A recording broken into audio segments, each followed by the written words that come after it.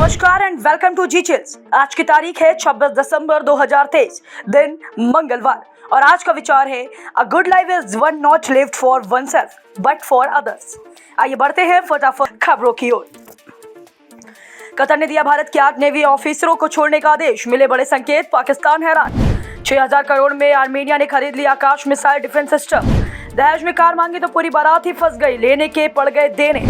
24 घंटे में हुतियों ने भारत वाले जहाज पर किया था दूसरा हमला। भारत के एक्शन से घबराए हुती बोले, हमने नहीं बल्कि अमेरिका ने किया था भारतीय जहाज पर हमला। विवेक बिंद्रा पर एफआईआर में लगे हैं कई बड़े आरोप। पत्नी यानिका को कान से सुनाई नहीं दे रहा, पूरे शरीर में चोटें। फ्रांस, इटली, स्पेन ने हुती के खिलाफ लड़ने से अमेरिका के गठबंधन में शामिल होने से किया किनारा।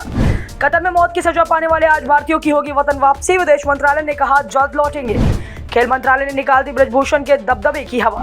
आखिर ब्रजभूषण शरण सिंह जैसे अपने ही आदमी को मोदी ने क्यों कुर्बान कर दिया? भारतीय दवाई बेचकर चुका सकते हैं रूस का कर्ज, चल रही है तैयारी। 50,000 मस्जिदों पर ताला, अचानक इस्लाम छोड़ रहे लोग। पाकिस्तान को सता रहा एयर स्ट्राइक का डर, लोग बोले मोदी ने हमारी रातों की नींद उड़ा दी। वैष्णो देवी में पिटते पिटते बचे एल्विश यादव, दोस्त को छोड़ भाग गए big boss OTT 2 winner. UP Bihar के हिंदी भाषी तमिलनाडु में टॉयलेट साफ करने आते हैं जेएम के नेता दयानिधि मारन के बिगड़े बोल। केजरीवाल के अस्पताल में महिलाओं के साथ यौन शोषण, आप विधायक भी शामिल। एक रात हमारे साथ सो जाओ, ड्यूटी बढ़ा देंगे, महिला कर्मचारियों ने खोली दिल्ली के सरकारी अस्पताल की पोल। खड़गे के भाषण के दौरान लगे मोदी मोदी किनारे, गुस्से में चिल्लाकर बोले अरे चुप करो। और उपराष्ट्रपति मिमिक्री विवाद पर विपक्षी गठबंधन में पड़ी फूट, कांग्रेस सांसद ने कल्याण बनर्जी के लिए कही बड़ी बात। ममता के मुस्लिम गढ़ बंगाल में 1 लाख हिंदुओं ने मचाया गदर। कोलकाता में 1 लाख लोगों ने किया सामूहिक गीतापाठ, प्रधानमंत्री ने जमकर की तारीफ। एसआरके के सामने बॉक्स ऑफिस पर भारी पड़े बाहुबली, जंकी से डबल कमाई कर रही सलाह। अयोध्या रेलवे स्टेशन देखकर पाकिस्तानी बोले, हमने तो आज तक कैसा एयरपोर्ट भी नहीं देखा। भारत के सामने बड़ा आर्थिक संकट, तेल कंपनियां नहीं ले रही इंडियन रुपी। आगे बढ़ने से पहले चैनल को सब्सक्राइब करें, जागरूक रहें और सुरक्षित रहें। फेमस यूट्यूबर और मोटिवेशनल स्पीकर विवेक बिंद्रा की मुसीबत लगातार बढ़ती जा रही है।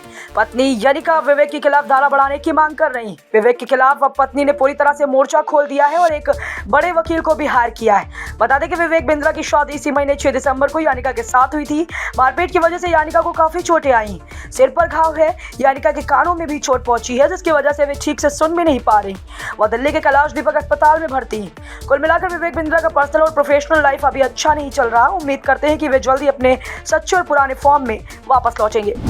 बुलंदशहर में दहेज में मांगी कार पर अड़ा दूल्हा, लड़के वालों ने ऐसा सबक सिखाया कि उल्टा 12 लाख देकर भागना पड़ा। बताया जा रहा है कि दूल्हे ने निकाह से ठीक पहले दहेज में छोटी गाड़ी की बजाय बड़ी गाड़ी की मांग कर डाली। आरोप है कि स्विफ्ट गाड़ी का नाम सुनते ही लड़के वालों ने हंगामा कर दिया और क्रेटा गाड़ी की मांग करने लगे। फिर क्या, गाड़ी के लिए उसने निकाह करने से ही इनकार कर दिया। खूब हंगामा हुआ, दोनों पक्ष के बुजुर्ग लोगों ने समझौता करने की कोशिश की। तय हुआ कि बड़ी गाड़ी नहीं दी जाएगी और न ही निकाह होगा। फिर लड़की वालों ने निकाह का सारा खर्चा वापस लेकर ही लड़के वालों को वहां से निकलने दिया। कुश्ती संघ के चुनाव में संजय सिंह के पैनल की जीत के बाद ब्रजभूषण शरण सिंह के घर पटाखों का शोर अभी थमा नहीं था कि खेल मंत्रालय ने खेल संघ को निलंबित कर दिया।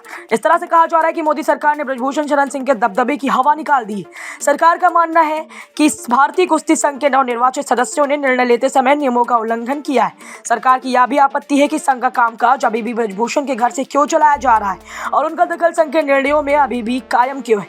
निलंबन के फौरन बाद बीजेपी के अध्यक्ष JP नड्डा ने ब्रजभूषण को तलब किया और बैठक के तुरंत बाद ब्रजभूषण ने ऐलान किया कि उन्होंने कुश्ती से संन्यास लिया है और अपने अधिकारी ही सारा कामकाज देखेंगे। साल 2024 में ओलंपिक खेल होने हैं, ऐसे में ट्रायल्स, तैयारी, नीति और कंपटीशन जरूरी है। अगर राजनीति ही चलती रही तो नुकसान केवल पहलवानों का होगा। बिग बॉस OTT सीजन 2 के विनर एल्विश यादव के साथ एक कांड हो गया है। हाल ही में यूट्यूबर अपने दोस्त राघव शर्मा के साथ वैष्णो देवी मंदिर दर्शन करने गए थे। हालांकि तभी उनके साथ कुछ ऐसा हुआ कि जिसे देखकर हर कोई हैरान रह गया। इस दौरान वह भीड़ से घिर गए और झड़प हो गई। सोशल मीडिया पर एल्विश का वीडियो वायरल हो रहा है। एक शख्स ने राघव शर्मा का कॉलर पकड़ लिया और दोनों के बीच झड़प हो गई। एल्विश भी मारपीट का शिकार होते होते बचे, हालांकि समय रहते तुरंत वहां से निकाल दिया गया। दिल्ली के बुराड़ी के सरकारी अस्पताल में मैनेजर और सुपरवाइजर पर महिलाओं के साथ शारीरिक शोषण करने के गंभीर आरोप लगे।